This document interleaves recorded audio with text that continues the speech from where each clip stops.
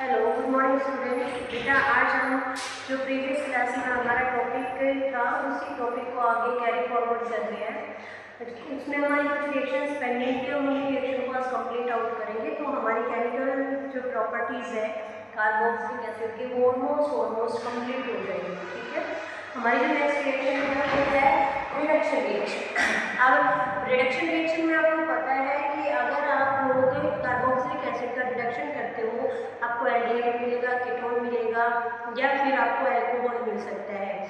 यहाँ पर जो हम रिडक्शन कर रहे हैं वो स्ट्रॉन्ग रिड्यूसिंग एजेंट्स के केस में कर रहे हैं, और स्ट्रॉन्ग रिड्यूसिंग एजेंट में भी हमारे पास वैरायटीज ऑफ रिड्यूसिंग एजेंट है, उनका सबका अलग अलग एक्शन होता है। जैसे हमारे पास आपको पता है रिड्यूसिंग एजेंट के केस में आपके पास लिथियम एल्यूमिनियम हाइड्राइड है, सोडियम बोरोहाइड्राइड है, हाइड्रोजन विद निकल जो कैटेलिटिक हाइड्रोजनेशन करवाता है या कैटेलिटिक रिडक्शन करवाता है वो हमारे पास है।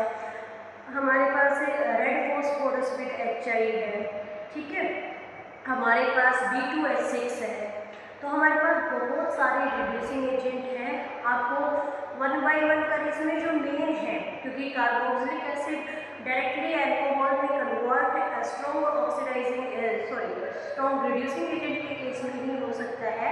तो वन बाय वन हम क्या देखेंगे, हम जो हमारे रिड्यूसिंग एजेंट्स हैं उनकी प्रॉपर्टीज देखेंगे और वो रिड्यूसिंग एजेंट कार्बोक्सिलिक एसिड को किस में रिड्यूस कर रहे हैं वो देखना है इस रिएक्शन में। इसके अलावा ये रिएक्शन हम प्रीवियस में पढ़ के आ चुके हैं।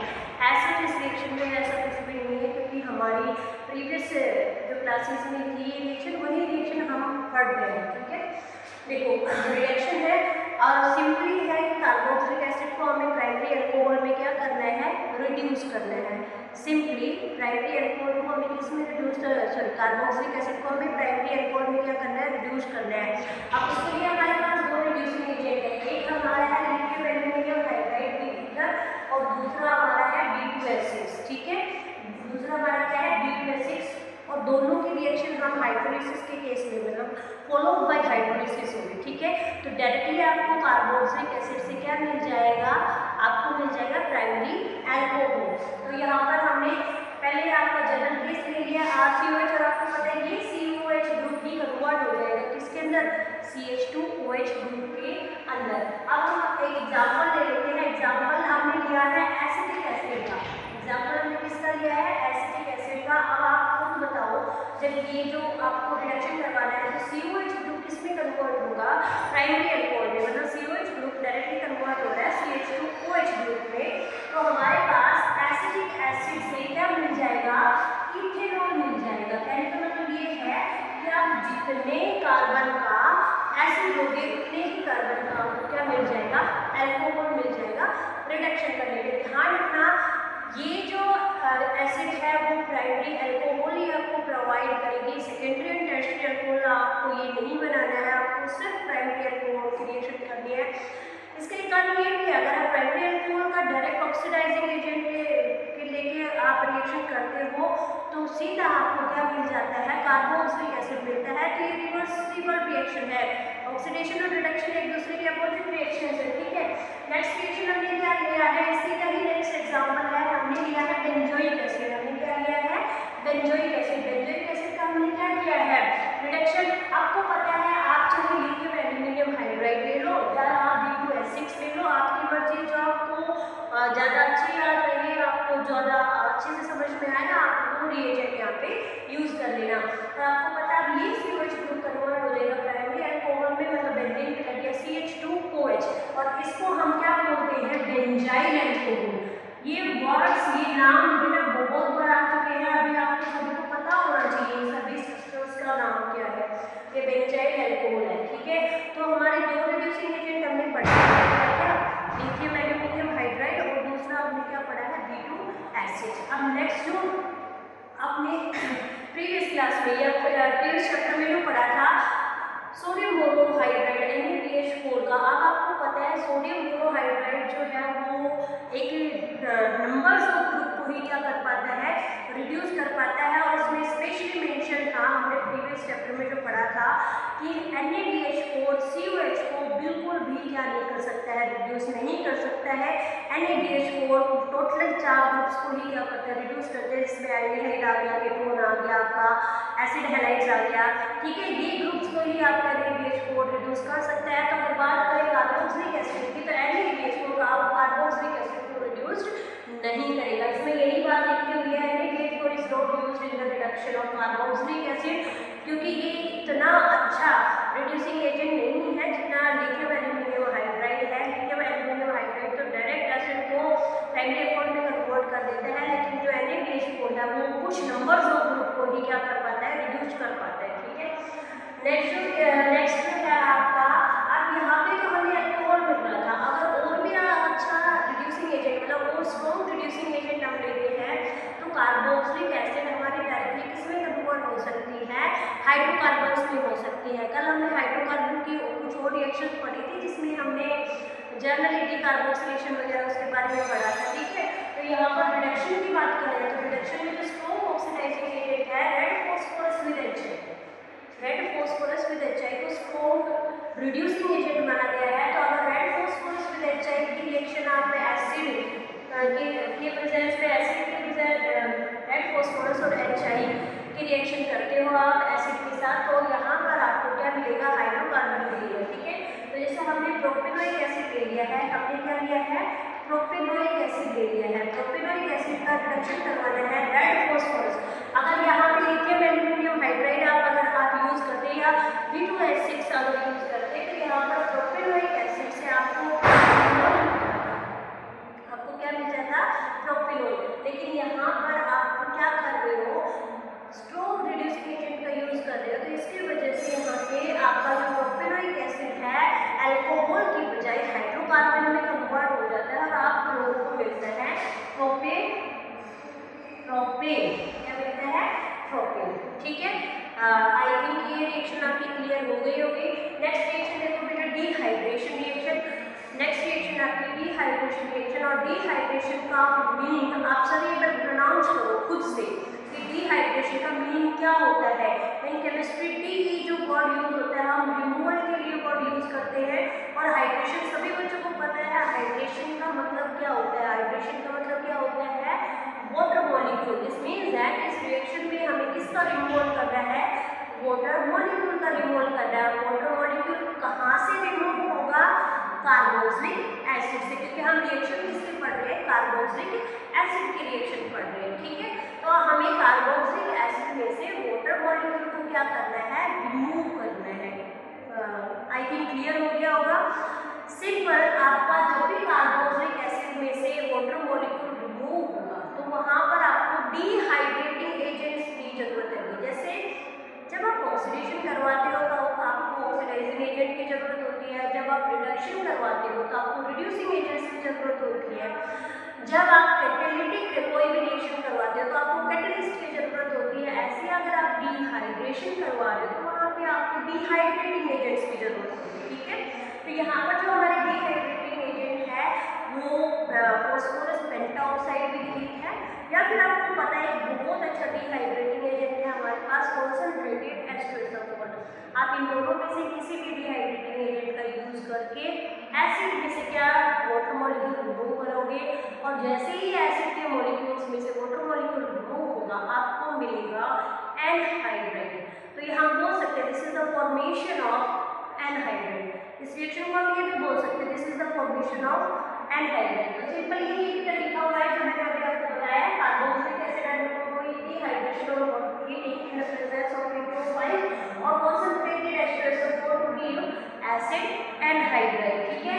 रिएक्शन हमने दो आपके एसिड के मॉलिक्यूल लिए हैं, और इनमें ऐसे है कि आप इजीली वाटर मॉलिक्यूल को क्या कर सकते हो, रिमूव कर दे। तो वाटर मॉलिक्यूल हमने रिमूव कर दिया, ये वाटर मॉलिक्यूल हमने क्या किया, रिमूव किया है, तो RCOCOR, और इसी को हम बोलते हैं एसिड एनहाइड्राइड। इसी को ही हम क्या बोलते हैं, एसिड एनहाइड्राइड, ठीक है।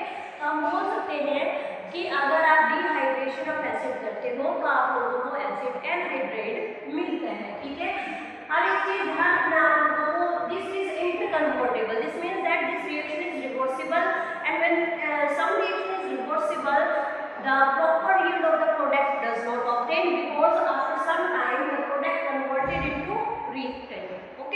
कहने का मतलब ये है बेटा, ये रिएक्शन जो है वो रिवर्सिबल रिएक्शन है, और रिवर्सिबल रिएक्शन के अंदर हमें प्रोडक्ट जो चाहिए उसकी उतनी अच्छी यील्ड का मतलब होता है अमाउंट, जो प्रोडक्ट की परसेंटेज होती है वो उतनी अच्छी नहीं मिल पाती है, और उसकी वजह से हम इस रिएक्शन को एक बेटर कन्वर्जन नहीं बोल सकते हैं, या फिर बेटर नहीं बोल सकते हैं for the formation of acid anhydride. अगर ये बेटर नहीं है तो फिर हम एसिड एनहाइड्राइड कैसे प्रिपेयर कर सकते हैं, उसका दूसरा एक तरीका है, अगर हम एसिड हैलाइड्स जैसे RCOX जो ग्रुप है, मतलब एसिड क्लोराइड्स बोल सकते हो आप, RCOCl, उस ग्रुप की रिएक्शन अगर आप सोडियम सॉल्ट ऑफ एसिड के साथ करवाते हो तो वहां पर आपको एक बहुत अच्छा एनहाइड्राइड का यील्ड मिलेगा। ठीक है, तो ये हमारा एसिड हैलाइड है RCOCl, ये हमारे पास सोडियम सॉल्ट ऑफ एसिड है। ठीक है, जिसको हम सोडियम एसिटेट बोलेंगे। इसको अगर आप हीट करके तो NaCl यहाँ से रिमूव हो जाएगा, आपके पास वही एनहाइड्राइड मिल जाएगा RCOOCOR प्लस में हम वाटर मॉलिक्यूल नहीं होगा यहाँ पर, NaCl का जो मॉलिक्यूल है, क्योंकि हमने सॉल्ट एसिड का क्या लिया है, सोल्ट लिया है, तो इस वजह से यहाँ पे सोल्ट ही क्या होगा, बाहर रिमूव होगा। ठीक है, नेक्स्ट रिएक्शन और सुपर इम्पोर्टेंट रिएक्शन, आप इसमें मेंशन भी कर लो, this reaction is very very important. Last year का जो आपका बोर्ड का पेपर था CBSE में भी ये रिएक्शन पूछी गई है। इसका नाम है हेल्महोल्ट्ज-जेलेंस्की रिएक्शन, सिंपली इसको HBZ रिएक्शन के नाम से जानते हैं। अब आपको सिंपल इसमें क्या याद रखना है, सिर्फ ये हेल्महोल्ट्ज-जेलेंस्की जो आपको पता है, ये साइंटिस्ट जो इसको लेके आते हैं, साइंटिस्ट जो इसको डिस्कवर करते हैं, उन्हीं के नाम पे रखा गया है। HBZ रिएक्शन इसका शॉर्ट फॉर्म है। आपको सिर्फ इतना ध्यान रखना है, इस रिएक्शन में क्लोरीनेशन और ब्रोमिनेशन होगा। ठीक है, इस रिएक्शन में क्या होगा, क्लोरीनेशन और ब्रोमिनेशन होगा। अब क्लोरीनेशन और ब्रोमिनेशन होने की यहाँ पर एक स्पेसिफिक कंडीशन है, वो कंडीशन क्या है उसको आप थोड़ा ध्यान से समझ लेना। आपके जितने भी कार्बोक्सिलिक एसिड आप लोगे उनके अंदर अल्फा कार्बन हाइड्रोजन प्रेजेंट होना चाहिए, उनके अंदर अल्फा कार्बन भी क्या प्रेजेंट होना चाहिए, हाइड्रोजन। अल्फा कार्बन में जो हाइड्रोजन प्रेजेंट होगा उसको हम क्या बोल सकते हैं, अल्फा हाइड्रोजन बोल सकते हैं। तो ये रिएक्शन पहली बार तभी होगी जब आपके अल्फा कार्बन में हाइड्रोजन प्रेजेंट होगा। क्या प्रेजेंट होगा, अल्फा कार्बन पे हाइड्रोजन प्रेजेंट होगा। एक बार इसके बारे में पढ़ो, इससे कुछ थोड़ी बहुत रिएक्शन है वो मैं डायरेक्ट करवा रही हूँ, आप डायरेक्ट इसको नोट डाउन कर लेना। Only those carboxylic acid which have hydrogen and alpha carbon gives HBZ reaction। I think पहले बता दिया है, क्लियर हो गया होगा कि सिर्फ वही कार्बोक्सिलिक एसिड्स आपको HBZ रिएक्शन देंगी जिनके ऊपर अल्फा कार्बन के पास क्या होगा, हाइड्रोजन होगा। ठीक है, अब इस रिएक्शन को मैं आपको आगे करके दिखा देती हूँ, आप एक बार इस रिएक्शन को देख लेना, और नेक्स्ट में डायरेक्ट इसी को करवा रही हूँ। ठीक है,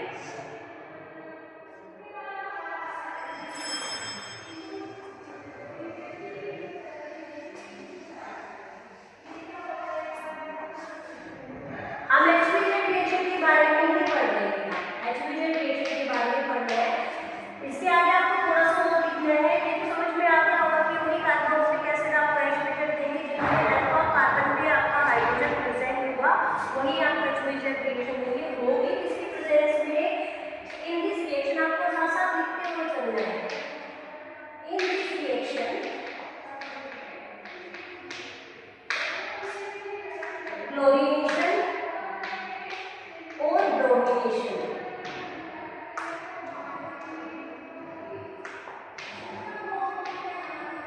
takes place at hydrogen, take place at hydrogen which present at alpha carbon in presence of small amount of red phosphorus. ठीक है, small amount of red phosphorus. आगे समझ में, बस इसमें क्या होगा कि आपका अल्फा कार्बन होना चाहिए एसिड के अंदर, और क्लोरीनेशन क्लोरीनेशन और ब्रोमिनेशन टेक प्लेस होता है यहाँ पे, प्रेजेंस इसमें होगी रेड फॉस्फोरस की। सीधा हम रिएक्शन देख लेते हैं, जैसे आपके पास RCH2COOH है, ठीक है।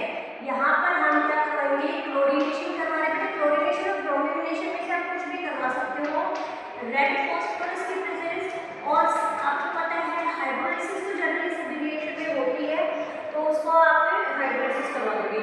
अब होगा क्या, कहीं नहीं देखना है, आप लोगों को सिर्फ ये पता है दिस इज अल्फा कार्बन।